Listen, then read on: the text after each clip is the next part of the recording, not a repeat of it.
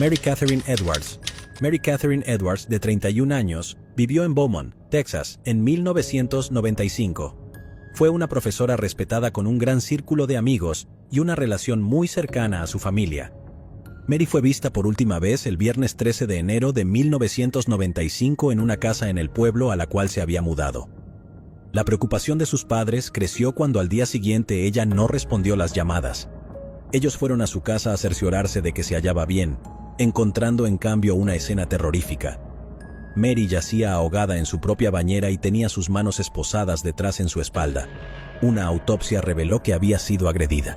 Los investigadores recolectaron ADN masculino de su cuerpo y fue archivado para su uso en el futuro. Por más de 25 años, el caso estuvo sin resolver. En abril del 2022, investigadores comenzaron a usar genealogía genética para dar con un sospechoso o sospechosa. Primero, dieron con primos lejanos que los acercaban más a una detención. De este modo, el ADN los llevó a Clayton Bernard Foreman. Foreman y Mary asistieron a la misma escuela secundaria. También fueron amigos. Mary fue incluso dama de honor en la boda de Foreman y su primera esposa. Los investigadores también encontraron similitud en el crimen de Mary, con un asalto ocurrido en 1981 a un compañero de clases de Foreman. Foreman se declaró culpable de ese crimen y obtuvo 3 años de libertad condicional. El miserable fue arrestado en mayo del 2001 en el condado de Franklin, Ohio, donde vivió y fue condenado el 22 de septiembre del año 2021 por arrebatarle la vida a Mary Catherine Edwards.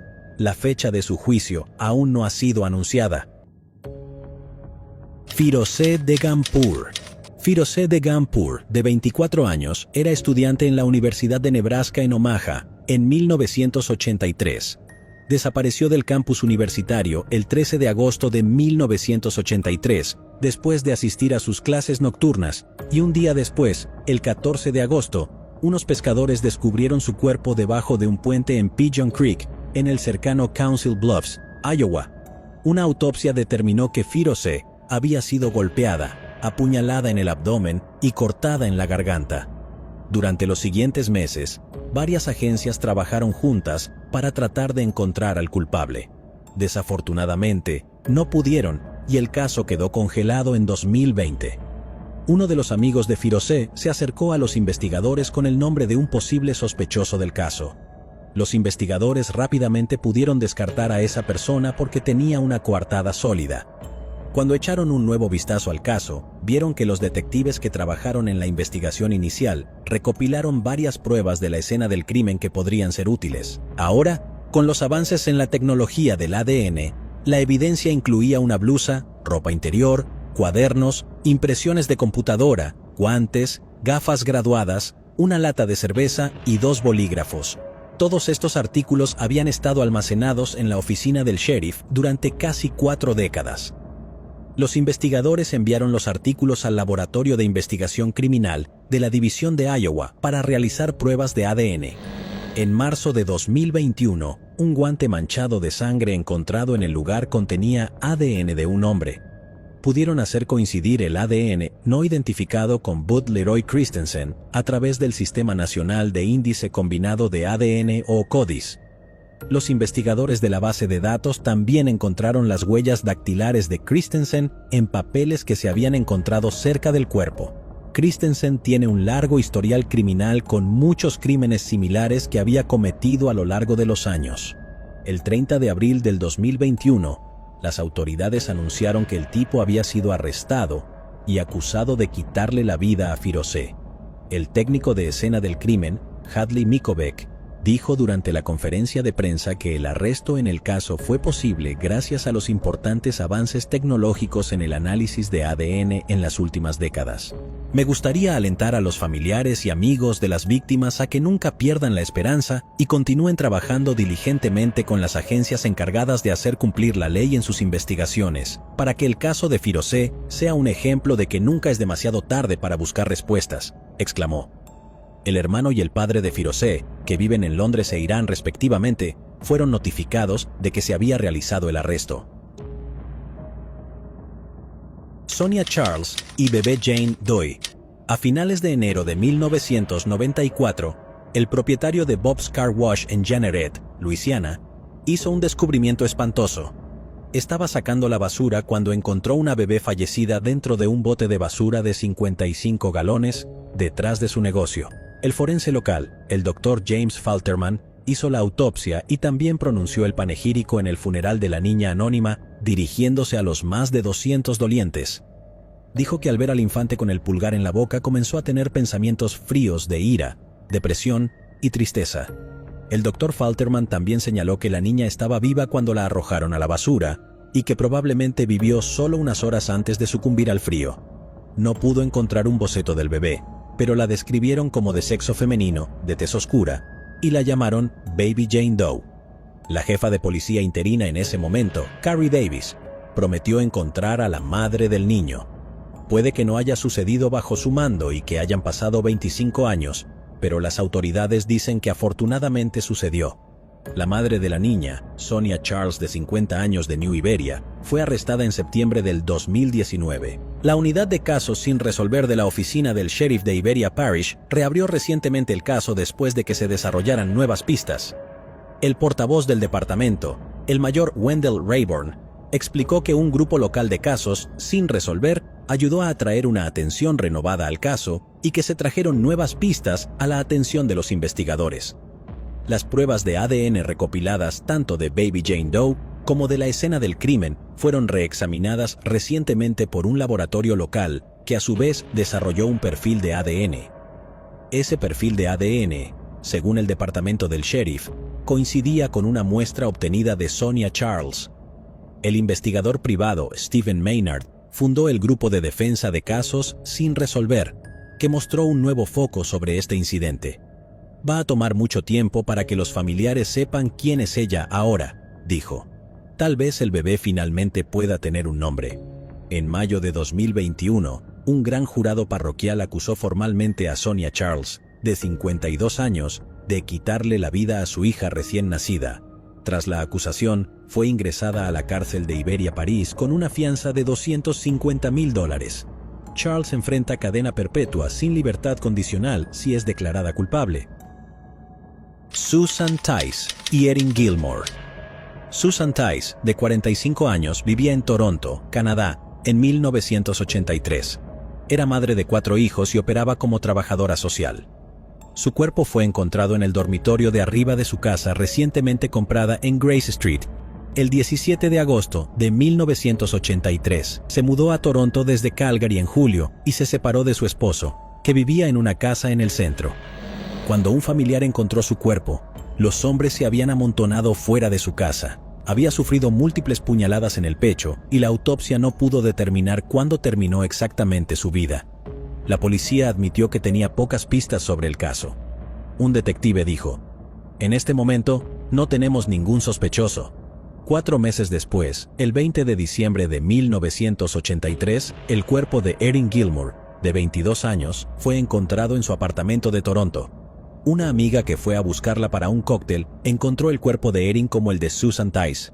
Erin había sido apuñalada, agredida y encontrada en su dormitorio. La policía registró puerta por puerta sin éxito. Erin era una aspirante a diseñadora de ropa de una familia adinerada. Su padre, David Gilmore, había sido socio comercial del magnate Peter Monk, cofundador de la empresa minera Barrick Gold. Fue el hijo de Monk quien encontró el cuerpo de Erin. Durante años y décadas, los investigadores supieron poco sobre lo que les sucedió a Susan y Erin, excepto que sufrieron un destino similar. En 2008, los avances en la tecnología del ADN trajeron una ruptura al confirmar a través de evidencia en el lugar de los hechos que un hombre era responsable de lo que les sucedió tanto a Susan como a Erin, pero se necesitarían casi 15 años más y avances científicos aún mayores para identificar quién era.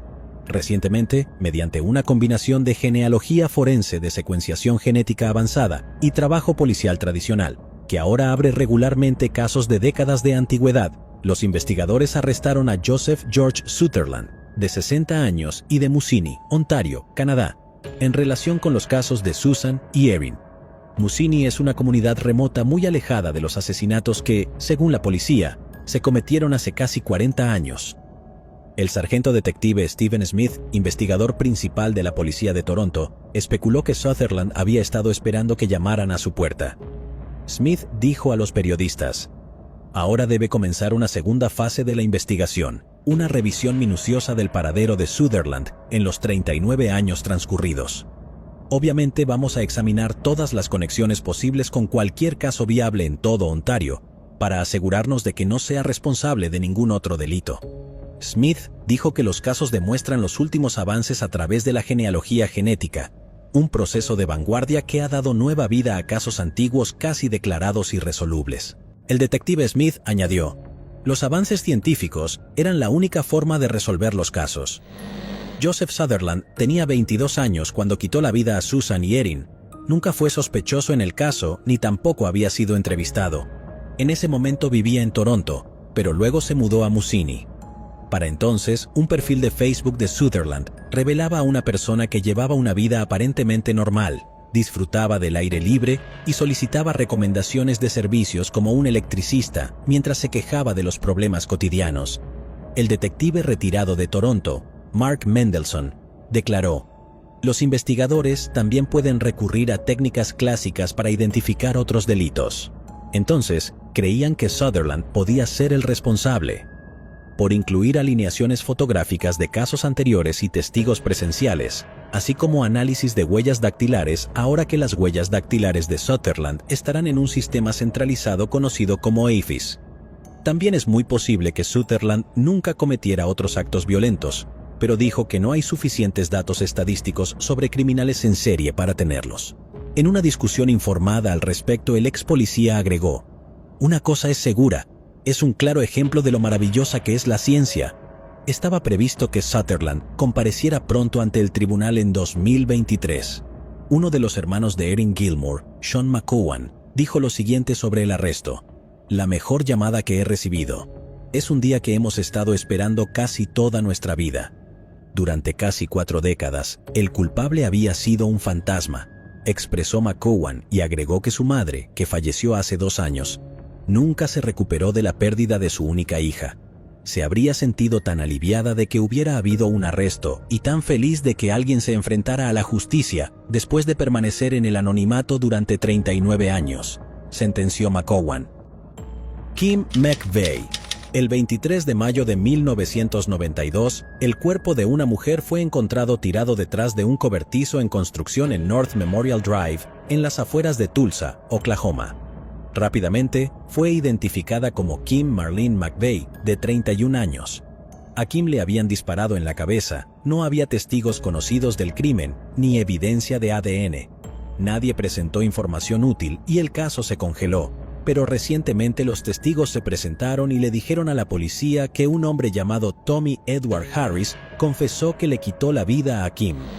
Kim, Harris y algunas otras personas no identificadas se alojaban en la misma casa. La casa fue descrita como una conocida casa de drogas. El 16 de mayo de 1992, 7 días antes de que se encontrara su cuerpo, un hombre entró a la casa para cerrar un trato que había salido mal.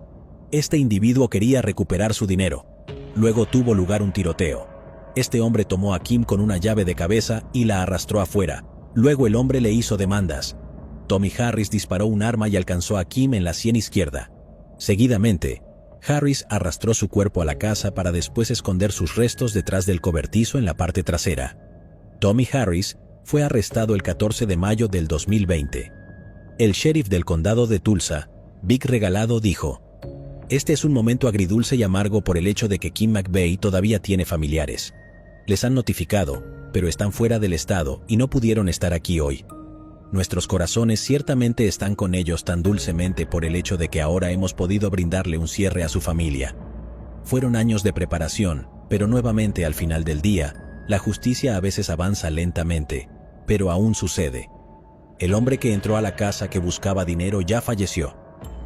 La familia de Kim, que no asistió a la sesión informativa policial, tampoco ha hecho ninguna declaración tras enterarse del arresto.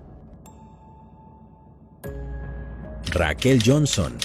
Raquel Johnson era una madre soltera que vivía en Akron, Ohio, en 1991. En marzo del mismo año, estaba en el vehículo de un amigo cuando se pinchó una llanta y se detuvieron en el estacionamiento de una tienda de conveniencia en la esquina de Dan Street y Glenwood Avenue. Un pequeño vehículo gris descolorido se detuvo en el estacionamiento detrás de ellos. Raquel se subió a ese vehículo y se fue con el hombre. Se cree que el tipo se ofreció a llevarla a casa. Sin embargo, más tarde ese mismo día, su cuerpo fue descubierto en Weller Avenue. Fue agredida, apuñalada varias veces e incluso quemada después de ser arrojada a la calle. Los investigadores recolectaron evidencia de ADN del cuerpo de Raquel y la ingresaron en bases de datos, pero no encontraron una coincidencia. Solo en el 2019, cuando el Departamento de Policía de Akron se asoció con Advanced DNA, se pudo hacer una coincidencia. Advanced DNA es una empresa de pruebas genéticas en Texas que ha ayudado a disipar muchos casos sin resolver. Recientemente, en marzo de 2020, Daniel Lee Reese, de 57 años, fue arrestado en relación con el caso. Su ADN coincidía con el ADN del sospechoso que se encontró en la escena del crimen en 1991. Reese, que tenía 28 años en el momento del crimen, fue ingresado en la cárcel del condado de Summit y aparentemente la familia de Raquel lo conoce. Reese había sido visto en la misma zona en la que fue vista con vida por última vez, pero nunca fue investigado durante la averiguación inicial. Reese también vivía justo enfrente de Raquel. Después de que él le quitara la vida, a menudo pasaba tiempo con su hija que se fue a vivir con la madre de Raquel. La hija nunca esperó que este hombre que conoció desde la infancia fuera el hombre que le quitó la vida a su madre. El detective James Pashalich dijo: "El ADN fue la clave para resolver este caso", y también dijo: "Fue como tratar de encontrar una aguja en un pajar, y en este caso, lo hemos conseguido". Julie Ann González. Julie Ann González, de 21 años, vivía en Dripping Springs, Texas, en 2010.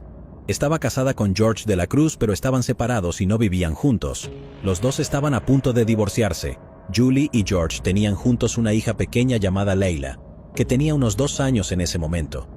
Julie siempre estaba ocupada con su trabajo como técnica de farmacia, yendo a la escuela y pasando tiempo con su hija. Fue descrita como una persona trabajadora y de buen corazón. Un ser querido de Julie declaró cómo ella había aceptado sus deberes maternales y estaba criando a su hija de forma independiente.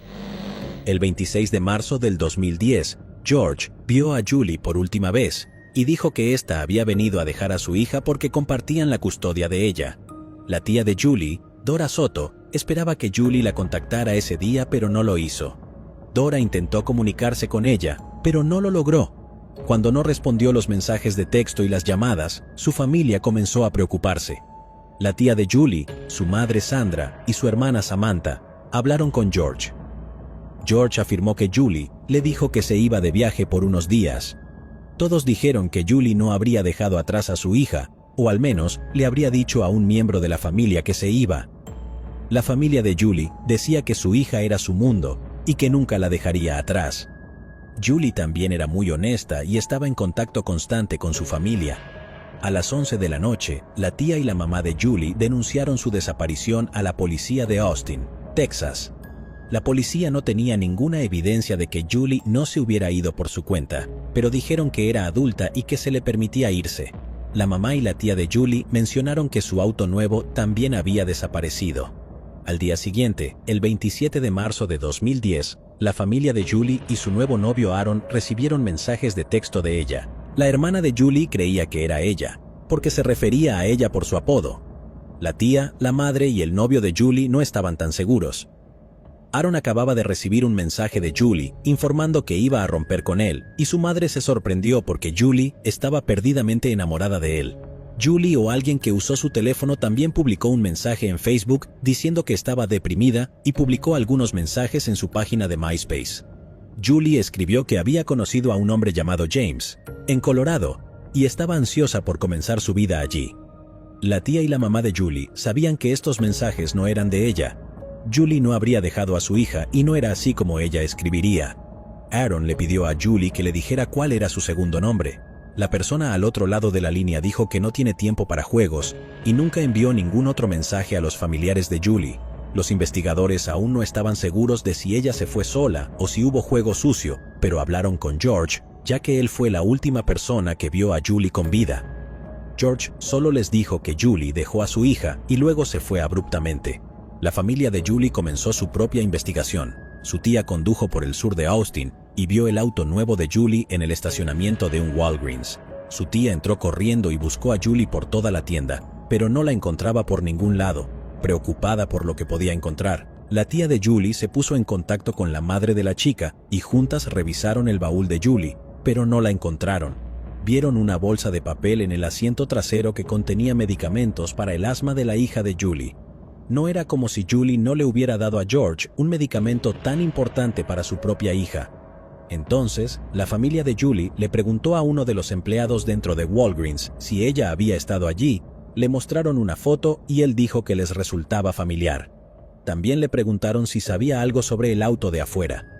Dijo que una niña había entrado a la tienda y que ella exclamó: «Estoy teniendo problemas con el auto». La policía obtuvo las imágenes de vigilancia de Walgreens. Había varias mujeres que coincidían con la descripción de Julie, pero la propia Julie no había entrado a la tienda. Luego, la familia cubrió la ciudad con carteles publicitarios y repartió camisetas con la foto de Julie. La policía examinó los registros telefónicos y las cuentas de redes sociales de Julie. Su teléfono y sus redes sociales se habían silenciado y no se habían utilizado desde el 27 de marzo del 2010, el día después de que la vieron por última vez. La madre de George, Victoria de la Cruz, hizo una llamada telefónica frenética a la policía y les pidió que fueran a su casa. Victoria los llamó porque había encontrado un gran agujero en el cobertizo de almacenamiento de la casa que compartía con su hijo. Victoria les dijo que empezó a cavar, pero luego se asustó y decidió que lo mejor era llamar a la policía. Cuando llegaron los detectives, Victoria estaba cubierta de tierra y claramente conmocionada. El agujero por el que les había contactado parecía inquietantemente una tumba. George le dijo a la policía que el agujero era una zanja eléctrica. Los investigadores decidieron cavar de todos modos, pero no encontraron señales de Julie en el agujero. La policía obtuvo los registros bancarios de Julie. Descubrieron que el día que Julie fue vista por última vez, George había usado su tarjeta en Walmart y Best Buy. George había comprado una tarjeta de puntos Xbox en Best Buy porque estaba obsesionado con los videojuegos. Su obsesión fue una de las razones por las que él y Julie se divorciaron. George hubiera preferido quedarse en casa todo el día jugando videojuegos que trabajar y ganar dinero. Victoria le dio permiso a la policía para registrar la casa. Dentro encontraron las compras de ambas tiendas y un recibo de Best Buy. La policía obtuvo las imágenes de vigilancia de ambas tiendas y vieron a George con su hija en ambas tiendas. Jim Cook, un experto en tecnología inalámbrica, examinó el teléfono de George para trazar sus movimientos el 26 de marzo del 2010. También los comparó con el teléfono de Julie. Los teléfonos de Julie y George se movieron juntos, lo que demostró que George tenía posesión de su teléfono. George también había accedido a su página de MySpace y a la página de Julie desde la misma dirección IP. La policía también examinó la actividad de George en Xbox. Se sabía que el tipo jugaba videojuegos entre 12 y 15 horas al día. El 26 de marzo llevaba unas 20 horas sin jugar. La policía creía que George le había hecho algo a Julie, pero no tenían mucha evidencia para siquiera demostrar que ella ya no estaba viva. Desafortunadamente, el caso se enfrió durante algún tiempo. Durante 3 años, la familia de Julie esperó respuestas y tuvo que compartir la custodia con George. La mamá de Julie le preguntaba a George constantemente si Julie iba a regresar. George siempre le decía que lo haría algún día. El 13 de septiembre de 2013, George de la Cruz fue arrestado y acusado de quitarle la vida a Julie Ann González. La fiscalía le ofreció a George una sentencia reducida de 50 años si cooperaba y les decía dónde estaba el cuerpo de ella. George siempre negó estar involucrado. Rechazó la oferta y decidió declararse inocente. El juicio de este comenzó en abril del 2015. George nunca mostró remordimiento, pero parecía nervioso. La fiscalía no tenía un cuerpo, pero necesitaba convencer al jurado de que Julie nunca regresaría. Dijeron que también se encontraron un cuchillo, municiones y algo de ropa que parecía haber sido quemada en el patio trasero de los de la Cruz y en el cobertizo. El abogado defensor, Robert McCabe y Keith Lauerman, sostuvieron que los fiscales habían dejado demasiados cabos sueltos y demasiadas preguntas sin respuesta. Atacaron el análisis de los expertos estatales, plantearon dudas sobre sus testigos y dijeron que el cronograma que habían ofrecido los fiscales era imposible. George de la Cruz, quien fue descrito como un inmaduro e irresponsable jugador de videojuegos, no habría tenido el tiempo ni los medios para limpiar su casa, deshacerse de los restos de su ex esposa y cavar un hoyo en su patio trasero para enterrarla toda antes de ser capturado en imágenes de cámaras de seguridad comprando con su hija. McCabe dijo: "Las condenas tienen que ver con el conocimiento". El abogado argumentó: "Uno condena por hechos, no por fantasía, y cuando no lo hace, condena por lógica, no por emociones". Dijo a los jurados que las personas inocentes terminan en prisión. El 22 de abril del 2015, George de la Cruz fue declarado culpable y bajó su cabeza. Mientras que la familia de Julie celebró en octubre de 2016, George, de 27 años, fue sentenciado a cadena perpetua. Actualmente permanece encarcelado en la unidad Jim Ferguson, una zona no incorporada del condado de Madison, Texas, y será elegible para la libertad condicional en el año 2043. La familia de Julie dijo que están rezando para que George algún día les diga dónde está Julie. De hecho, esperan que le cuente a su hija lo que realmente le pasó a su madre. En febrero del 2023 se incendió la casa de la madre de Julie, Sandra Soto. Ella y su familia pudieron salir sanos y salvos después de que su perro los despertara. Sin embargo, la casa quedó destruida y lo perdieron todo. Se llevó a cabo un evento benéfico en Jack's Roadhouse en San Marcos para ayudar a la familia. El beneficio incluyó barbacoa casera y música en vivo, donde la familia se sintió alentada por el apoyo que han recibido de desconocidos mientras enfrentan este último revés. La hermana de Julie, Samantha Petri, dijo: "Hemos pasado por muchas cosas y al principio, cuando recibí la noticia, pensé que esto era solo una cosa más que nos arrojaron hoy. Realmente, muestra no solo el amor y el apoyo de nuestra familia y nuestros amigos, sino también de la gente. Que conozcan la historia de mi hermana Julie Ann González y que no se olviden de nuestra familia y no se olviden de su historia". Andrea Bowman. Denise y Brenda Bowman eran una pareja casada con 2 hijos de Holland, Michigan, en 1989. Vivieron en la esquina de Lincoln Road y la calle 52.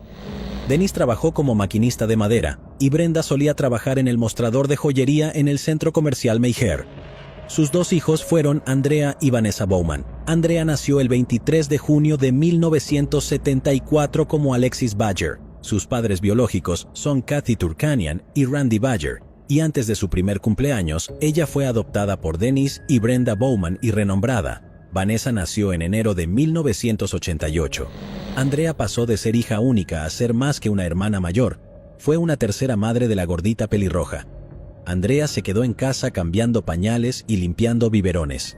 El 11 de marzo de 1989, Denise Bowman contactó a la policía y les dijo que había llegado a casa de su trabajo para encontrar a Andrea de 14 años desaparecida. Denise dijo que algunas de las pertenencias de Andrea, junto con un centenar de dólares de su tocador, también habían desaparecido. Le dijo a la policía que Andrea era una adolescente con problemas que con frecuencia luchaba con su madre y había huido a la casa de un amigo una vez antes sin rodeos. La policía etiquetó a Andrea como una fugitiva y pasó su caso a la Oficina de Servicios para la Juventud. Pocas personas que conocían a los Bowman cuestionaron la narrativa oficial. A lo largo de los años había habido rumores sobre la familia, como cuando una vez Andrea estaba en la escuela secundaria, ella abordó el autobús escolar sangrando de su muñeca. Algunos niños chismorreaban que ella intentó quitarse la vida, pero otros dijeron que Andrea se había cortado tratando de volver a su casa después de que sus padres la confinaran afuera. Hubo rumores de que Denise, un ex reservista de la Marina con pelo castaño rojizo, una perilla de alambre bordeado y gafas, y Brenda, una mujer corpulenta con flequillo rizado, abusaron de Andrea, pero en ese entonces lo que sucedió a puerta cerrada se consideraba un asunto familiar. Muchas personas en Holland asumieron que Andrea se había hartado tanto de su casa que finalmente se alejó, tal vez se había ido a buscar a su madre biológica. La gente escuchó que había conseguido llegar con un aventón a una parada de camiones local y había dejado la ciudad con un niño mayor o estaba embarazada. Brenda reportó pistas en las semanas y meses siguientes a la desaparición de su hija, todo lo cual parecía confirmar que Andrea había huido. Una sola fotografía quedó como recuerdo de ella en la mayoría de las personas y se le entregó a la policía cuando ella desapareció por primera vez. En ella, Andrea está sentada contra un fondo de estudio azul y mirando fuera de cámara con sus ojos verdes hacia arriba. Fotos de niños desaparecidos a menudo se imprimían en los lados de los cartones de leche o en flyers pegados en la parte superior de las cajas de entrega de pizza. En 1993, la banda Soul Asylum estrenó un video musical para su canción Runaway Train, con las imágenes y los nombres de los niños desaparecidos en todo Estados Unidos. El video fue un gran éxito con varias versiones al aire en MTV y VH1, en el que se rodó en Michigan. La foto Andrea aparece justo después de los 2 minutos mostrado en el video. 20 años después de su lanzamiento, el director Tony K. afirmó que más de 2 docenas de niños desaparecidos fueron encontrados debido al video. Por desgracia, Andrea Bowman no era uno de ellos y su caso se congeló. La siguiente actualización importante en el caso de Andrea llegaría en 2010, cuando Carl Koppelman intervino. Carl se interesó en True Crime, que lo llevó a Web Sleuths, que es un foro donde los aficionados al crimen y los detectives de sillón se conectan y colaboran en casos sin resolver. Carl pasó incontables horas navegando por la base de datos nacional de personas desaparecidas y cuerpos no identificados conocidos como NAMUS. Hay una superposición entre las dos partes principales de la base de datos de los desaparecidos y el fallecido. Carl trató de coincidir con las características de las personas que habían desaparecido con los de restos no identificados encontrados. Cuando Carl se dio cuenta de que la edad y la condición de algunos de los cuerpos podrían hacer que sea difícil para los seres queridos reconocerlos, esto inició una idea que comenzó con la presentación En vida de desconocidos, basado en fotos tomadas post-mortem. Algunos de los casos resueltos que hemos cubierto en este canal antes han sido resueltos debido a estas representaciones. Una vez que terminó la representación, Carl nos la envió para nombrarnos y algunas veces publicarlos. También publicó su trabajo en la Web Sleuths para que otros detectives de sillón pudieran utilizarlo en sus esfuerzos de identificación. Eventualmente Carl comenzó a trabajar con los departamentos de policía y el proyecto de ADN que identifica los restos humanos a través de pruebas genéticas e investigación genealógica. Carl se interesó en el caso de la desconocida del condado de Racine, cuya aparición se dio cerca del borde de un maizal de Wisconsin en 1999. Ella no había estado viva durante unas 12 horas, pero la lluvia se llevó cualquier evidencia que pudiera haber sido útil para los investigadores. Parecía probable que la vida de la joven fuera arrebatada en otro lugar y arrojada allí. Una autopsia determinó que podría haber sufrido una discapacidad cognitiva y que había sufrido abuso y negligencia a largo plazo. Tenía huesos rotos y una oreja de coliflor y su cuerpo mostraba signos de que fue asaltada. Más de 50 personas de la comunidad agrícola donde fue encontrada asistieron a su funeral. Fue encontrada usando una camisa de estilo occidental gris y plateado bordado con flores rojas. Carl conectó algunos criterios generales de búsqueda de sexo, ubicación y edad e hizo clic en los resultados de las personas desaparecidas. En la mayoría de los casos, la respuesta fue un claro no. La edad no coincidía o la ubicación no tenía sentido. Pero una entrada le dio esperanza a Carl. Andrea Bowman. Andrea y Jane Doe, del condado de Racine, compartieron características físicas y sus edades coincidían. Andrea habría tenido 25 en 1999, cuando la vida de la desconocida fue arrebatada. Holland, donde Andrea desapareció, se encuentra justo al otro lado del lago Michigan, desde donde se encontró el cuerpo de la desconocida. Son solo 4 horas en coche de un lugar a otro. Carl llevó su teoría a las fuerzas de la ley que la encontraron lo suficientemente convincente para investigar realmente para determinar si la desconocida y Andrea coincidían. La policía tendría que comparar el ADN del cuerpo de alguien de la familia de Andrea, ya que Andrea fue adoptada. Las autoridades tuvieron que localizar a su madre biológica, lo que tardó un tiempo. La madre biológica de Andrea es Kathy Turkanian. En 1972, a la edad de 14 años, huyó de su familia. Kathy se fue de Virginia, donde vivían e hicieron autostop en Memphis, Tennessee, y no tenía dinero. Kathy conoció a Randy Badger de 19 años en diciembre de 1972. Kathy y Randy viajaron a Carolina del Sur, donde era legal que un menor se casara si tenía permiso paterno. Los padres de Kathy lo dieron con mucho gusto, porque no querían ser responsables de ella en absoluto. La pareja estaba casada menos de un año cuando Kathy se enteró de que estaba embarazada. El 23 de junio de 1974, Kathy dio a luz a una hija sana. La llamó Alexis.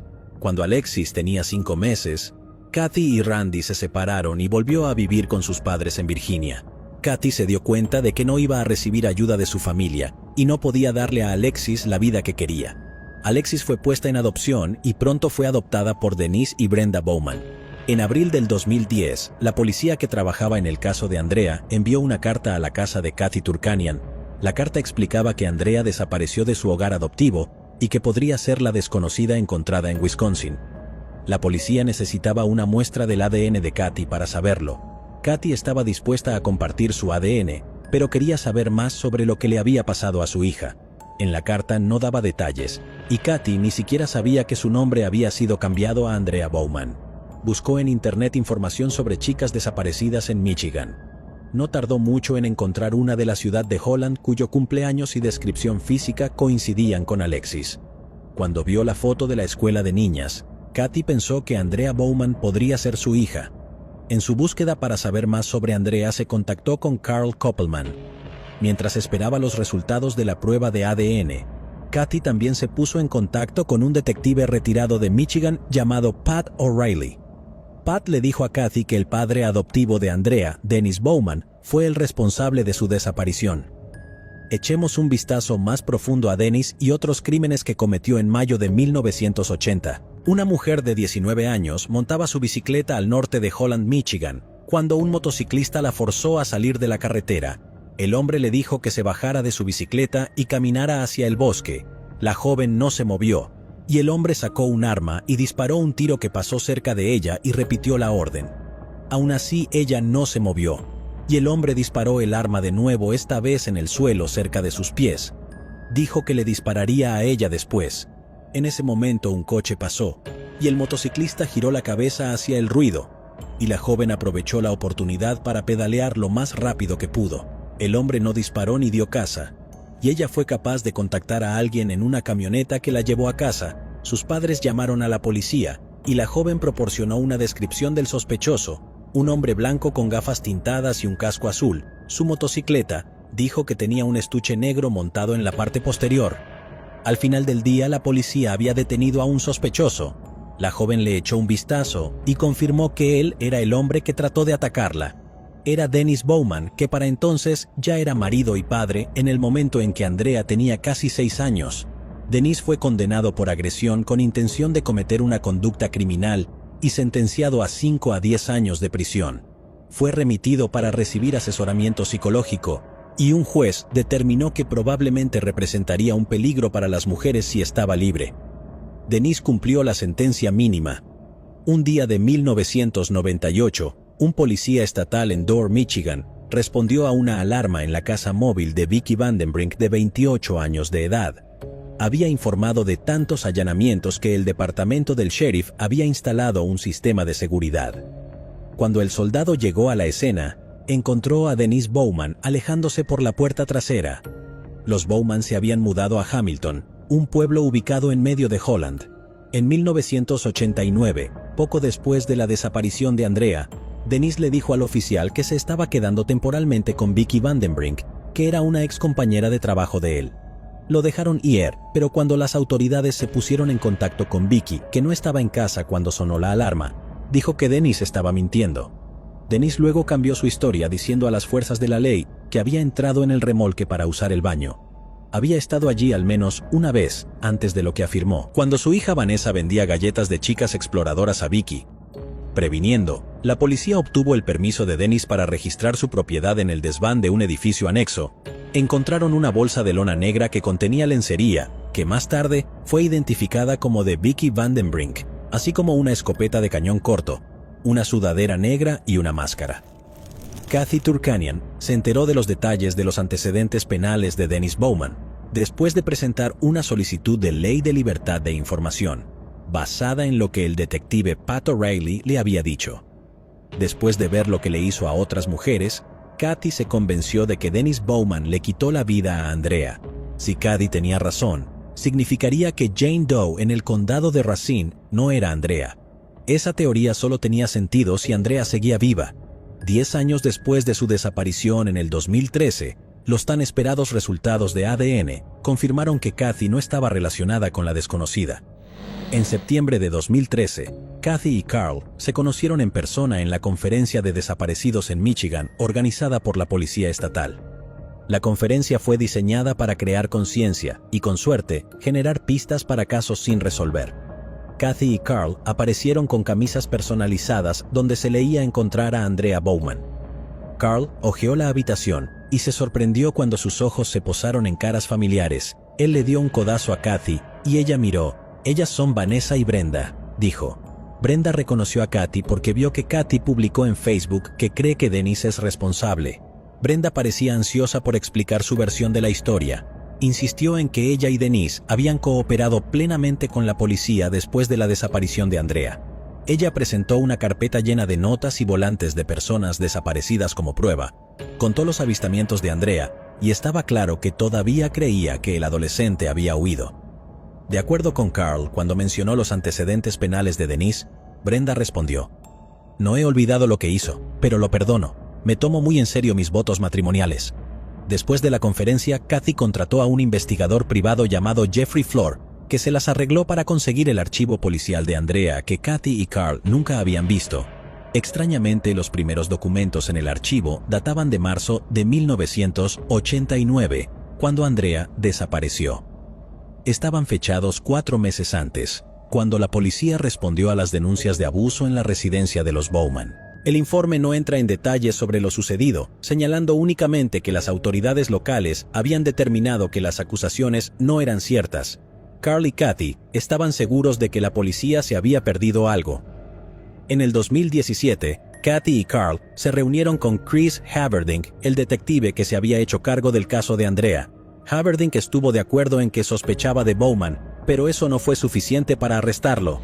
El 22 de noviembre del 2019, Dennis Bowman fue arrestado por la oficina del sheriff del condado de Allegan, pero no estaba relacionado con Andrea.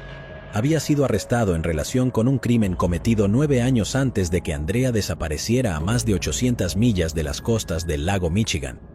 Bowman fue arrestado porque aparentemente le quitó la vida a Kathleen Doyle en 1980. Kathleen, de 25 años, había sido desnudada, amordazada y estrangulada con un cable eléctrico y luego agredida y apuñalada. Los investigadores recogieron ADN masculino de su cuerpo, pero tenían pocas pistas hasta que Henry Lee Lucas fue arrestado en 1983. Lucas afirmó que él y un socio llamado Otis Toole eran responsables. Sus confesiones se revelaron más tarde como falsas y los cargos fueron retirados. Finalmente se logró con la ciencia con la genealogía genética del caso, que compara el ADN no identificado con un número enorme de muestras almacenadas en bases de datos. Se estaba convirtiendo en una manera muy popular de investigar estos casos fríos. Los investigadores de Norfolk se asociaron con Parabon Nanolabs, un líder en el campo para probar el ADN recogido en la escena del crimen de Kathleen. Pronto, basado en la investigación genealógica, tenían una lista de más de 30 sospechosos. En el 2019, después de más pruebas y trabajo policial, los investigadores dieron con Dennis Bowman. Bowman fue extraditado a Virginia para ser juzgado. Para entonces ya había confesado. Admitió entrar en la casa de Kathleen Doyle a través de una ventana trasera. Afirmó que estaba borracho y que era un intento de robo. Dijo que no esperaba encontrar a Kathleen en la casa y que no planeaba quitarle la vida, pero ella estaba en la casa y él la mató. En el momento en que Bowman era un Norfolk para su servicio anual de 2 semanas en la Reserva Naval, también estaba fuera de la cárcel bajo fianza. Estaba a la espera de juicio por el intento de asalto de la mujer Holland de 19 años, a la que disparó un arma antes de que escapara en su bicicleta. Kathy se enteró de que inadvertidamente había jugado un papel en la solución del caso de Kathleen Doyle. Jeffrey Flor, un detective privado, le dijo que en algún momento los Bowman habían visitado la oficina del sheriff del condado de Allegan para denunciar a Kathy por acoso. Afirmaron que estaba haciendo acusaciones difamatorias sobre Dennis en línea. Los investigadores le ofrecieron a Dennis una botella de agua y la guardaron cuando se fue. Según Flor, así fue como su ADN llegó a su posesión. En la primera semana de febrero del 2020, con una gruesa capa de nieve cubriendo el suelo, la policía regresó a la propiedad de Bowman. había un equipo forense en el lugar, esta vez con una tienda de la escena del crimen y perros en el patio trasero. Los funcionarios parecían concentrarse en un área en particular y habían comenzado a cavar. Más tarde, ese mismo día, la policía dio una conferencia de prensa y anunció que se habían encontrado restos óseos humanos y que probablemente pertenecían a Andrea Bowman. La policía necesitaba confirmar que de hecho era Andrea. Katy proporcionó su ADN inmediatamente. En marzo del 2020, casi 31 años después de que Andrea desapareciera, los resultados volvieron. Hubo una coincidencia de ADN. Denise afirmó que lo que le pasó a Andrea fue un accidente. Dijo que estaban discutiendo y la abofeteó, haciéndola caer y rompiéndole el cuello. Denunció su desaparición para encubrirlo. Esa fue la historia que le contó a Brenda en la correspondencia desde la cárcel. En junio del 2020, Denise recibió 2 cadenas perpetuas, más 20 años por quitarle la vida a Kathleen Doyle. Se le ordenó legalmente cumplir su condena en Michigan, donde sería juzgado por lo que le hizo a Andrea. La primera audiencia se celebró en febrero del 2021.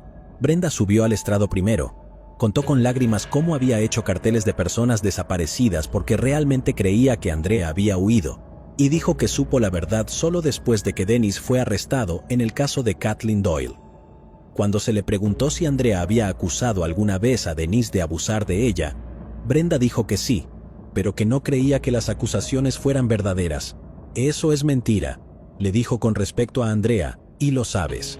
Fue Brenda quien le dijo a la policía dónde encontrar los restos de Andrea en una llamada desde la cárcel. Denise había confesado haber enterrado a su hija en el patio trasero. Brenda dijo que no le creía al principio, ya que no habían vivido en su casa en Hamilton cuando la vida de Andrea fue tomada, así que ¿cómo podría haberla enterrado allí? Para horror de Brenda, Denise explicó que había trasladado el cuerpo de su hija a la nueva propiedad tan pronto como firmaron los papeles. La losa de cemento en el patio era la lápida de una tumba que Brenda ni siquiera sabía que estaba allí a la sombra de la casa que ella y Denise compartieron durante casi 30 años. No mintió esta vez. Brenda le dijo al detective que cuando encontraron los restos de Andrea no mintió. Cuando otros testigos subieron al estrado, Denise se sentó tranquilamente con una corbata de moño verde y una máscara facial. El 22 de diciembre del 2021, Bowman pidió no compadecer. Fue sentenciado de 35 a 50 años de prisión adicional por quitarle la vida a Andrea Bowman. Bowman confesó un asalto de 1979. El crimen apareció en la portada del Holland Sentinel publicado el 18 de octubre de 1979. El artículo detalla un ataque muy violento contra una mujer de 27 años que a primera hora de la mañana del domingo fue atada, amordazada y asaltada por un intruso en su casa. El perpetrador tomó dinero en efectivo antes de huir de la escena y fue descrito como un hombre blanco entre 25 y 30 años de edad, con cabello arenoso y gafas con aros de alambre. Se estimaba que medía 1,80 m, pesaba 150 libras y según la joven, el agresor llevaba una chaqueta de cuero y pantalones oscuros. El periódico publicó un boceto policial del sospechoso, sus pupilas deshechas de tinta mirando en blanco desde la portada. Según el detective principal en el caso, había habido un aumento reciente en los informes de merodeadores en el barrio donde había ocurrido el crimen. La policía sospechaba que el atacante podría haber cometido otros crímenes. Esto potencialmente significa que hay muchos más casos que podrían estar vinculados a Bowman para aquellos que se preguntan. La desconocida del condado de Racine fue identificada más tarde como Peggy Johnson. Peggy nunca fue reportada desaparecida. Fue vista por última vez en un baile de bienvenida en Harvard, Illinois, en 1994. La mayoría de las personas que la conocían asumieron que acababa de huir. Una tía se preocupó lo suficiente como para sacar un anuncio clasificado en el periódico, pero nadie parecía sospechar que algo terrible podría haberle pasado a la chica pelirroja. Peggy desapareció poco después de la muerte de su madre, su única pariente cercana, y en su familia de bajos ingresos. La joven de 19 años se encontró huérfana y sin hogar, con una discapacidad de desarrollo que le dificulta conseguir un trabajo. Por casualidad, conoció a una enfermera llamada Linda LaRoche, que le ofreció trabajo como ama de llaves y niñera de sus hijos. La adolescente aprovechó la oportunidad, pero en los próximos 5 años, LaRoche abusó de Peggy Johnson golpeándola, matándola de hambre y obligándola a vivir en un espacio confinado. La violencia culminó en 1999, cuando LaRoche supuestamente terminó con la vida de Peggy de 23 años y arrojó su cuerpo en Raymond, Washington. Nadie pudo identificarla, por lo que se hizo conocida por el lugar donde fue encontrada, la desconocida del condado de Racine. 20 años después de la muerte de Peggy, la policía de Wisconsin recibió una pista de un ciudadano preocupado sobre una enfermera que confesó haber matado a alguien que trabajaba para ella a finales de los 90. A principios de noviembre del 2019, las autoridades del condado de Racine anunciaron la identidad de Peggy y el arresto de LaRoche. En mayo de 2022, un juez del condado de Racine sentenció a Linda LaRoche a cadena perpetua sin posibilidad de libertad condicional. También se le dio una sentencia adicional de 5 años por ocultar el cuerpo de Peggy. Jenny Schroeder, tía de Peggy, tenía esto que decir a LaRoche: «Espero que tengas un tiempo miserable y lento, muy lento en tu jaula». Carla Walker. En 1974, Carla Walker era una joven de 17 años en Western Hills High School en Fort Worth, Texas. De solo 1,50 de altura, Carla tenía el pelo rubio miel que le caía por debajo de sus hombros. Ella estaba saliendo con Rodney McCoy, que fue descrito como un chico de buen carácter y fuerte, ya que era el mariscal de campo del equipo de fútbol. Rodney y Carla hablaron de inscribirse juntos en la Universidad Tecnológica de Texas. Les dijo a sus amigos más cercanos que no tenía ninguna duda de que ella y Rodney se casarían algún día y formarían una familia. La noche del 16 de febrero de 1974, Rodney llegó a la casa de los Walker en Benbrook en Far West Fort Worth para llevar a Carla al baile de San Valentín de la escuela. Cuando el evento terminó alrededor del 11:30, Rodney invitó a otra pareja a un viaje por Camp Bowie Boulevard y el Círculo de Comercio de Libros de Ben, con él y Carla. Se detuvieron en un par de sitios de adolescentes, hamburguesas de Mr. Quick y Taco Bell. Después de dejar a los otros, Rodney y Carla condujeron a una bolera cercana, Brunswick Ridgely Bowl, donde Carla usó el baño. No mucho después de que Carla subió al auto, la puerta del pasajero se abrió. Rodney vio a un hombre alto con pelo castaño corto. Comenzó a golpear a Rodney en la cabeza con la culata de una pistola. En algún momento el cargador de armas se desprendió y cayó al estacionamiento. El hombre agarró a Carla. Rodney, apenas consciente, lo oyó decir: «¿Te vienes conmigo, no, cariño?» «Rodney, busca a mi papá». Carla dijo: «Ve y busca a mi papá». Rodney se volvió a su asiento de conductor en algún momento alrededor de la 1 de la madrugada y aceleró a la casa Los Walker, que estaba a menos de 1 milla de distancia. Condujo sobre la acera hacia el césped delantero y frenó. Los padres de Carla, Leighton y Doris, todavía estaban despiertos jugando al dominó en el comedor con Jim, el hermano pequeño de Carla, que tenía 12 años, y su hermana mayor Cindy, que tenía 18 años. Estaban en la sala viendo la televisión cuando escucharon a alguien golpeando la puerta principal. Estaban asombrados al ver a Rodney con sangre goteando por su cara. Estaba frenético. «Señor Walker, la tienen», gritó. «La van a lastimar mucho». Leighton, un teniente coronel retirado de la Fuerza Aérea, tomó su pistola y corrió a la bolera. Doris llamó al operador en el teléfono de la familia y pidió estar en contacto con la policía. Buscando en el estacionamiento, encontraron el bolso de Carla junto con el clip del cargador que había sido expulsado del arma del agresor. Otros policías condujeron las calles circundantes en coches patrulla buscando cualquier señal de Carla. Después de que saliera el sol, Moore se unió a la casa mirando a través de prismáticos, mientras unos cuantos rodearon la ciudad en helicópteros. Cuando las clases se reanudaron el lunes por la mañana, los detectives visitaron Western Hills High, estudiaron los contactos y las fotos tomadas en el baile en busca de cualquier persona que parecía fuera de lugar. Detuvieron a los niños en los pasillos preguntando si conocían a alguien que quisiera lastimar a Carla. El 20 de febrero de 1974, 4 días después de la desaparición de Carla, 2 de los oficiales asignados a buscarla estaban conduciendo a lo largo de una carretera remota de 2 carriles cerca de Benbrook Lake, a unas 5 millas al suroeste de la bolera. Vieron una alcantarilla y un túnel de hormigón construido para dejar que el agua fluya por debajo de la carretera, y se detuvieron en el muelle interior. Vieron a una joven acostada sobre su espalda. Su cara y cuello estaban cubiertos de rasguños y contusiones profundas. Era Carla. Parecía que la habían estrangulado porque no había marcas de ligadura alrededor de su cuello. Los investigadores creían que el culpable la había estrangulado usando sus manos. La noticia de lo que le sucedió a Carla cubrió casi toda la primera página del Telegrama de la Estrella.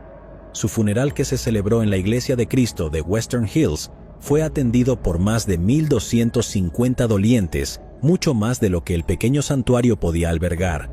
Los oficiales de Fort Worth formaron un grupo de trabajo de detectives del Departamento de Policía de la zona. El grupo no tenía mucho que investigar, no se habían identificado huellas dactilares en el cuerpo o la ropa de Carla. La sangre en su vestido procedían de las heridas de la cabeza de Rodney, rastros de fluido corporal se habían encontrado, pero la tecnología aún no existía para identificar a una persona de su ADN, y en esa época no había cámaras de vigilancia en los estacionamientos y no hay lectores de matrículas en los lados de las autopistas. El grupo estableció una línea telefónica abierta las 24 horas en el centro de la jefatura de policía. Los oficiales se sentaron detrás de escritorios de metal bebiendo café tibio y escuchando a los ciudadanos pasar los nombres de los hombres que creían que eran responsables. Los detectives fueron informados por varias personas que llamaban que la vida de Carla fue tomada por un par de traficantes de marihuana, por un trabajador de carnaval en el Fort Worth Stock Show and Rodeo y por un joven callado que era prestamista en el callejón donde Carla había sido secuestrada. Escucharon historias sobre un chico que supuestamente se había metido en una discusión con Rodney en la hamburguesería de Mr. Quick la noche antes del baile. Los detectives también contrataron a un hipnotizador para tratar de dibujar más detalles de Rodney, que sufrió una lesión en la cabeza durante el incidente, pero el recuerdo más significativo que logró resonar fue que el secuestrador de Carla había estado usando un sombrero de vaquero marrón. Cuando el hipnotizador chasqueó los dedos y Rodney se despertó, se echó a llorar. Estaba destrozado por dentro, atormentado porque no podía salvar a su novia.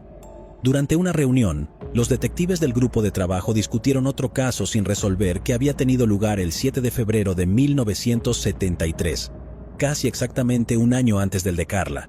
Esa noche una joven llamada Becky Martin no regresó a casa después de asistir a una clase nocturna en el campus sur de Tarrant County. Su cuerpo fue encontrado casi 7 semanas después. Estaba tan descompuesto que no había manera de determinar la causa. El forense dijo que Becky podría haber sido apuñalada o estrangulada, o incluso herida en el estómago. Lo que más intrigó a los detectives sobre el caso de Becky fue que su cuerpo había sido encontrado en una alcantarilla a las afueras de los límites de la ciudad. Las dos chicas, y 2 alcantarillas con un año de diferencia, parecía demasiada coincidencia para los investigadores, aunque no dijeron nada públicamente. Los investigadores comenzaron a buscar a un delincuente en serie. En marzo, un mes después de que la vida de Carla fue tomada, todo el grupo de trabajo tuvo que seguir adelante.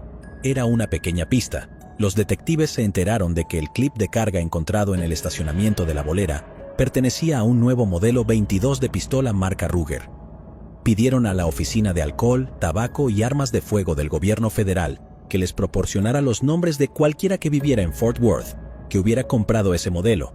La ATF llegó con una lista de un par de docenas de personas y el grupo de trabajo se dispuso a entrevistar a cada uno de ellos. Un hombre en la lista era un camionero de 31 años llamado Glenn McCurley. McCurley fue criado en el oeste de Texas, el mayor de 3 niños. Cuando era un adolescente, sus padres lo enviaron al hogar de niños de Westview en el suroeste de Oklahoma, que es patrocinado por las Iglesias de Cristo. Se promueve como un lugar para aquellos que están privados debido a la enfermedad en su familia, los niños que experimentan problemas significativos en la vida con su familia, los niños que necesitan supervisión y los niños delincuentes, los que han violado la ley pero no necesitan tratamiento o detención, y así como niños maltratados o descuidados. No está claro por qué McCurley fue enviado al hogar de niños o precisamente cuánto tiempo estuvo allí, pero su estancia claramente no fue transformadora. En febrero de 1961, había dejado Westview y estaba en Abilene, Texas, donde robó un coche, luego abandonó ese coche y robó otro. La patrulla de carreteras del estado comenzó a perseguirlo y le disparó a uno de sus neumáticos. Condujo el vehículo hacia un terreno baldío e intentó escapar a pie, pero fue capturado rápidamente. En la corte, McCurley se declaró culpable y recibió una sentencia de 2 años. Fue liberado a principios de la primavera de 1962, cuando tenía 19 años. Finalmente se mudó a Midland, donde conoció a una estudiante rubia de secundaria, llamada Judy Watson. El 16 de febrero de 1963, McCurley se casó con Judy en una iglesia bautista. La joven pareja se mudó a una pequeña casa de alquiler. McCurley finalmente consiguió un trabajo como camionero para el Servicio Postal de Estados Unidos con una ruta a Dallas-Fort Worth. Judy dio a luz a 2 hijos, Craig y Roddy. Luego, en 1972, McCurley trasladó a su joven familia a un barrio en West Fort Worth. McCurley y Judy matricularon a sus hijos en la escuela primaria pública y se unieron a la iglesia bautista de Ridgely West. McCurley consiguió otro trabajo de conducción de camiones acarreando losas prefabricadas de hormigón a obras de construcción. Judy trabajó en la guardería de la iglesia. Un hombre que conocía a McCurley no tenía el hábito desagradable de ver a una chica bonita y decir algo como, échale un vistazo a eso. A principios de marzo de 1974, 2 detectives llegaron a la casa de McCurley para entrevistarlo sobre su pistola Ruger 22. Cuando los oficiales le preguntaron sobre la pistola, McCurley dijo que había sido robada 6 semanas antes de su camioneta, mientras estaba pescando. Luego accedió a venir al centro y tomar una prueba de polígrafo que aprobó. El grupo de trabajo lo eliminó rápidamente como sospechoso potencial. A finales de la primavera de 1974, los investigadores todavía tenían poco que mostrar respecto al caso. El grupo de trabajo no se disolvió oficialmente, pero muchos de los detectives fueron ordenados por sus supervisores para volver a sus otros casos. Los extraños ocasionalmente llamaban a la casa de Walker, muchos de ellos anónimamente alegando que tenían información sobre quién terminó con la vida de Carla. Layton habló con todos ellos, tomó notas y las guardó en una caja de metal del tamaño de una caja de puros, anotó nombres y direcciones de posibles sospechosos y dibujó círculos en los mapas donde le habían dicho que el culpable vivía. No iba a descansar hasta saber que el responsable estaba tras las rejas. Cuando el hermano menor de Carla, Jim, cumplió 16 años y obtuvo su licencia de conducir, comenzó a pasar su tiempo libre ayudando a su padre a cazar al criminal. A veces en el aniversario merodeaba por el estacionamiento del Brunswick Ridgely Bowl, buscando a alguien sospechoso.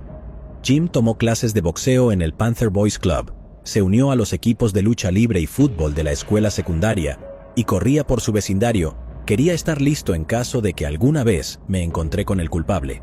Mi plan era dominarlo y llevarlo a algún lugar lejano, quizás en algún lugar en el oeste de Texas, donde nadie pueda oírlo gritar. El 19 de febrero de 1977, casi exactamente 3 años después de que el cuerpo de Carla fuera encontrado, alguien se encontró con el cuerpo de June Ward, de 25 años, una enfermera vocacional, tendida al lado de una acera en South Fort Worth.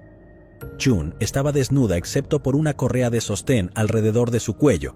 Había sido estrangulada y golpeada en la cabeza con lo que el reportero describió como un objeto pesado afilado, y los detectives que habían trabajado en el grupo de caso de Carla Walker no pudieron evitar notar las similitudes entre los 2 crímenes. Luego, el 9 de julio de 1980, el cuerpo de una mujer de 19 años llamada Denise Hogg, descrito en el periódico como una merodeadora desempleada, fue encontrado a pocos metros de un puente en Creek en el sur de Fort Worth. Ella también había sido estrangulada. 2 años y medio después, en febrero de 1983, el cuerpo de Christy Tower, una camarera en el club nocturno de la familia Billy Bob en Texas en Stockyards, fue descubierto en un campo al norte de la ciudad. Sus manos estaban atadas con alambre eléctrico y otro cable estaba retorcido alrededor de su cuello como los otros crímenes. El caso de Christy seguía siendo un misterio, aunque unos días después de que su cuerpo fuera encontrado, los detectives recibieron una curiosa noticia. Se enteraron de que el bolso de Christy había sido encontrado en un contenedor detrás de Cheers, un bar en el Campeón Bowie Boulevard. Cheers estaba a solo media milla del estacionamiento de bolos Brunswick Ridgely, el lugar donde Carla había sido secuestrada en febrero de 1974. Los residentes estaban cada vez más preocupados por la perspectiva de un delincuente en serie. Tales preocupaciones crecieron cuando Catherine Davis, una aspirante a modelo de 23 años, desapareció el 9 de septiembre de 1984. Su cuerpo fue encontrado en un campo en Far South Fort Worth. Un mes después, el 19 de octubre, Marilyn Hartman, una maestra de 25 años, fue encontrada amordazada y estrangulada en su dormitorio de Fort Worth, solo 3 días después de que Cindy Heller, un 23 años de edad, graduada de la Universidad Cristiana de Texas y ex concursante de belleza, desapareció después de ser vista por última vez cerca de Hulen Mall. Más tarde fue encontrada estrangulada en el lecho de un arroyo en el campus de la Universidad Cristiana de Texas. Las tragedias siguieron acumulándose. El 26 de noviembre de 1984, Katherine Jackson, otra maestra de secundaria local, fue encontrada desnuda en su bañera con el agua todavía corriendo. Había sido estrangulada con una cuerda. 2 semanas después de eso, Angela Ewer, una modelo de 21 años a tiempo parcial y programadora para una estación de rock FM, dejó la casa de su prometido en el suroeste de Fort Worth. Al día siguiente, su coche fue encontrado abandonado por una carretera en la parte sur de la ciudad, y sus restos descompuestos fueron descubiertos en un campo al norte de Fort Worth. La noche del 22 de diciembre, pocos días antes de Navidad, Regina Grover, de 21 años, fue vista con su novio saliendo de The Keg, un restaurante en Camp Bowie. Ella fue encontrada al día siguiente estrangulada y ahogada en un arroyo bajo un puente en el norte de Fort Worth. Su novio, que fue encontrado en su cama en su apartamento, había sido golpeado fatalmente. Las mujeres de Fort Worth, especialmente las que vivían en la parte suroeste de la ciudad, estaban en pánico. Los medios locales informaron sobre las ventas de armas en masa. Cuando el Departamento de Policía ofreció un seminario gratuito sobre autodefensa, asistieron más de 3,000 mujeres. El Departamento de Policía formó otro grupo de trabajo. «Vamos a acabar con esto», prometió el jefe de policía H.F. Hopkins. Los detectives interrogaron a todos los sospechosos, desde ex-convictos con largas hojas de antecedentes a un fotógrafo independiente. La investigación fue infructuosa, y la única noticia bienvenida fue una tregua en los crímenes. El culpable, si era un culpable, parecía haberse retirado. Eso fue hasta el 24 de febrero de 1986.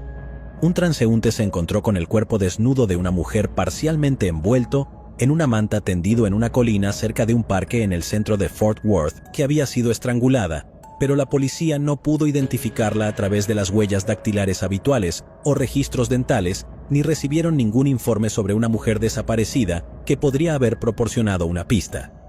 Pasó otro año, y luego otro, y esta vez, realmente parecía como si el hombre desconocido que había cometido todos estos crímenes se hubiera retirado para siempre.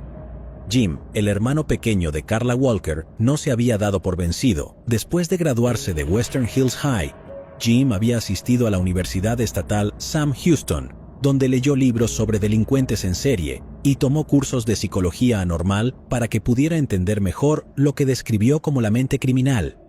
Después de graduarse de la universidad, se mudó de nuevo a Fort Worth y solicitó convertirse en oficial del departamento de policía de la ciudad.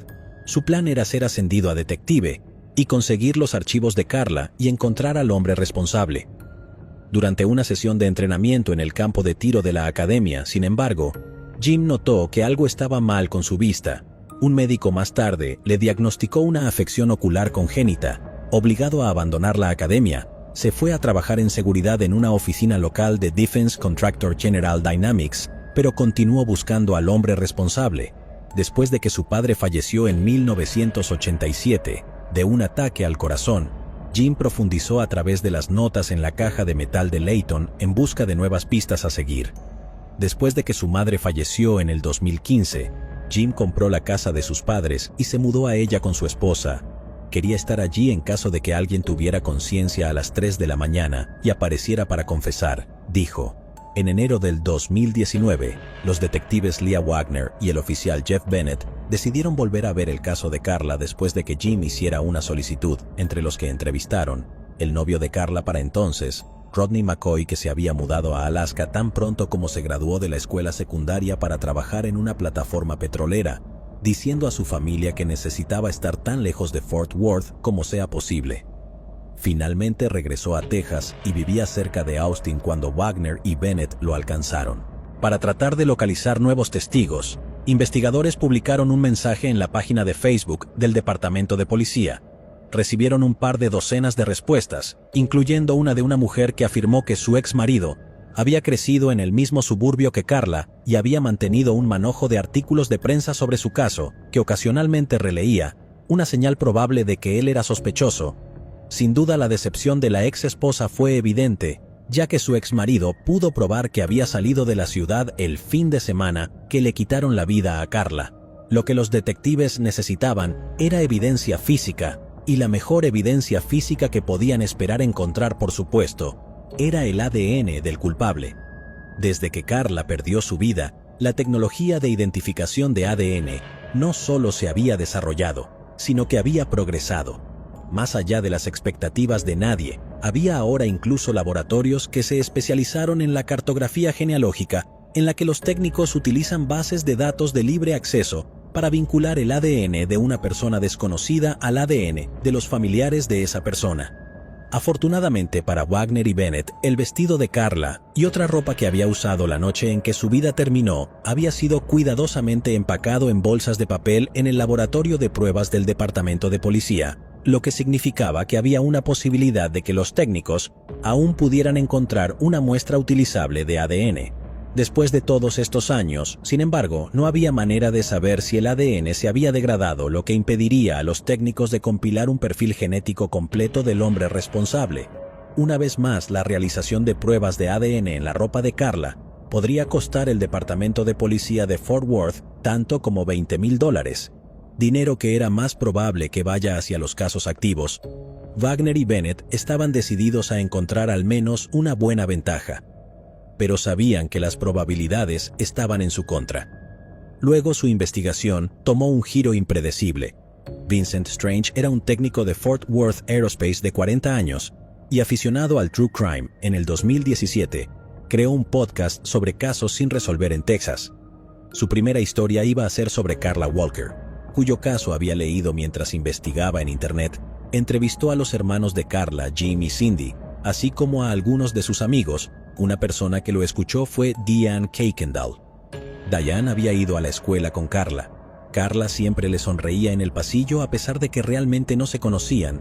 Diane dijo que la hacía sentir bien y que deseaba que hubiera alguna manera de que pudiera retribuir a Karla. Diane decidió volar a Nashville para asistir a una convención anual de 3 días de True Crime que recientemente atrajo a unas 5,000 personas.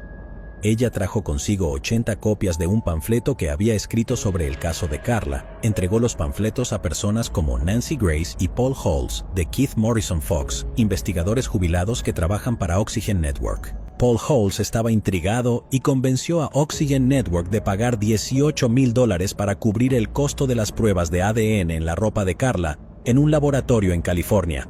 Los técnicos encontraron algunos fluidos corporales intactos. De ese fluido fueron capaces de desarrollar un perfil de ADN completo que subió al CODIS, una base de datos de aplicación de la ley a nivel nacional que contiene el ADN de millones de delincuentes. Sin embargo, CODIS no pudo encontrar una coincidencia. Paul Holes y sus productores contactaron a un laboratorio de Texas que también hace mapeo genealógico, pero los técnicos tampoco tuvieron suerte. David Middleman, CEO de Outram, se puso en contacto con Paul Holes. Dijo que era optimista de que su particular método de identificación de ADN, una tecnología sofisticada que utiliza la secuenciación del genoma, podría encontrar una coincidencia. La mañana del 4 de julio del 2020, David Middleman llamó al oficial Bennett. Hemos conectado el ADN a un árbol genealógico en particular, y dijo que el apellido es McCurley. Después de algunas pruebas adicionales y trabajo policial, Middleman y Bennett dieron con Glenn Samuel McCurley Jr., que había estado viviendo en Fort Worth en el momento de la desaparición de Karla. Bennett advirtió que Glenn McCurley Jr. era el camionero que le había dicho a la policía en 1974 que su Ruger 22 había sido robada. Wagner y Bennett hicieron una verificación de antecedentes de McCurley, pero había poco de dónde tomar. Dijeron, aparte de una condena penal en 1961 por robar un coche cuando tenía 18 años. No tuvo encuentros con la policía. McCurley ya no conducía camiones a tiempo completo. Para entonces, realizó trabajos de mantenimiento a tiempo parcial en un gimnasio. Wagner y Bennett decidieron hacerle una visita. Llegaron sin previo aviso a la casa del McCurley. McCurley y su esposa Judy educadamente invitaron a los detectives a la sala de estar y charlaron amablemente. McCurley habló de sus viejos tiempos de conductor de camiones. Judy dijo que había pasado 32 años en el programa de Ridgely West Baptist Daycare, finalmente retirándose en el 2004 debido a problemas de salud. También mencionó que su marido sufría de diabetes y que recientemente había tenido una cirugía para extirpar un tumor del tamaño de un puño en su hígado. No estamos listos para esto, dijo Judy, especialmente con su cáncer. Finalmente McCurley preguntó a los detectives con su voz ronca: ¿de qué quieren hablar? Vamos muy atrás en el tiempo, dijo Wagner. En 1974 vivían aquí en ese momento, así que es posible que hayan oído hablar de una joven secuestrada en una bolera. Sé exactamente de cuál estás hablando. Judy, dijo inmediatamente Carla Walker. Judy le dijo más tarde a los detectives que podía recordar dónde vivía la familia Walker en Williams Road, que mantenían su habitación de la misma manera. Ella dijo que mantenían su coche estacionado en la calzada durante años y años, que usted manejaría y vería el coche aparcado en la calzada, y que era absolutamente desgarrador. La detective Wagner dijo que ella y Bennett habían reabierto la investigación y estaban contactando a los que habían sido entrevistados por la policía en 1974. Es un caso enorme, dijo, y vimos en un momento que habían hablado con usted, señor McCurley. Wagner le preguntó a McCurley si podía tomar una muestra de ADN. Sería la forma más fácil de eliminarlo como sospechoso, explicó. McCurley dudó, luego tomó un bolígrafo firmando un formulario de consentimiento y abrió la boca para que Wagner pudiera frotar el interior de su mejilla con un hisopo. Judy les dijo a los detectives: espero que averigüen quién es el responsable. Esa chica necesita ser recordada como alguien que importaba. 11 días después de que los técnicos de laboratorio verificaran que el ADN de la mejilla de McCurley coincidía perfectamente con el ADN encontrado en la correa del sujetador de Carla, los miembros de la Fuerza Especial de Fugitivos de los Marshalls de Estados Unidos, en el norte de Texas, llegaron a su casa para arrestarlo. Fue conducido al departamento de policía, donde hizo uso a su derecho a tener un abogado presente durante su interrogatorio. Durante varios minutos, se sentó solo en una sala de entrevistas. Al principio negó cualquier participación. Afirmó que nunca antes había visto a Carla Walker. Finalmente dijo con los ojos hinchados de lágrimas: está bien, lo hice, supongo. Dijo a los detectives que en la tarde del 16 de febrero de 1974 había bebido whisky y cerveza durante varias horas. Dijo que comenzó a conducir y estacionado en algunos estacionamientos. En un momento se dirigió al boliche. Parecía como si McCurley estaba a punto de confesar. En su lugar, le dijo a los detectives que había oído a una chica gritando en un coche cercano. Fui allí para ver si podía ayudar. Este tipo grande la tenía a ella contra la puerta sacudiéndola.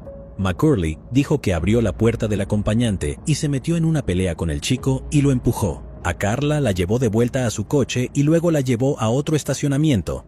Ella comenzó a abrazarme agradeciéndome y una cosa llevó a otra.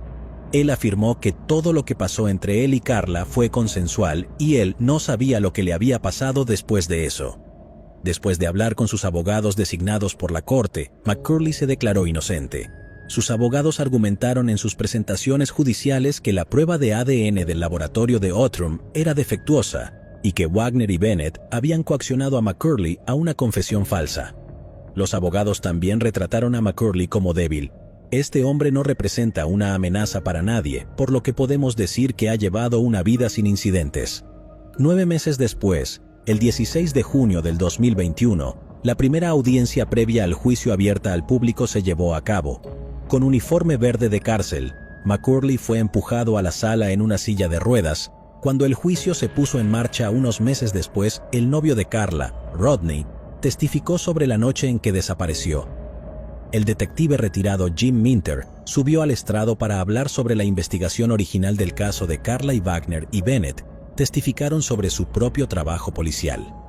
Los fiscales Dia Vignan y Emily Dixon desplegaron el vestido azul que Carla llevaba la noche que fue secuestrada y lo presentaron al jurado. También reprodujeron 3 horas de la entrevista grabada en video que Wagner y Bennett habían llevado a cabo con McCurley después de su arresto, y luego los fiscales revelaron una sorpresiva prueba, la Ruger 22 de McCurley, que según él había sido robada. La policía la descubrió durante un registro de su casa escondida en un compartimento sobre una puerta. Por supuesto, el caso estaba abierto y cerrado al tercer día del juicio. McCurley cambió su declaración de culpabilidad y el juez rápidamente lo condenó a cadena perpetua. Después del juicio, todavía había muchas preguntas. ¿Por qué Glenn McCurley, un hombre sin antecedentes penales violentos, habría cometido un crimen tan sádico? ¿Fue un acto impulsivo de ebriedad o McCurley fue un depravado delincuente en serie que también fue responsable de marcar las vidas de otras jóvenes mujeres de Fort Worth? Y si era un delincuente en serie, ¿por qué se detuvo repentinamente a mediados de los 80? ¿Tuvo un genuino cambio en su corazón? Los investigadores creen que McCurley es responsable de muchos otros crímenes y las investigaciones están actualmente en curso.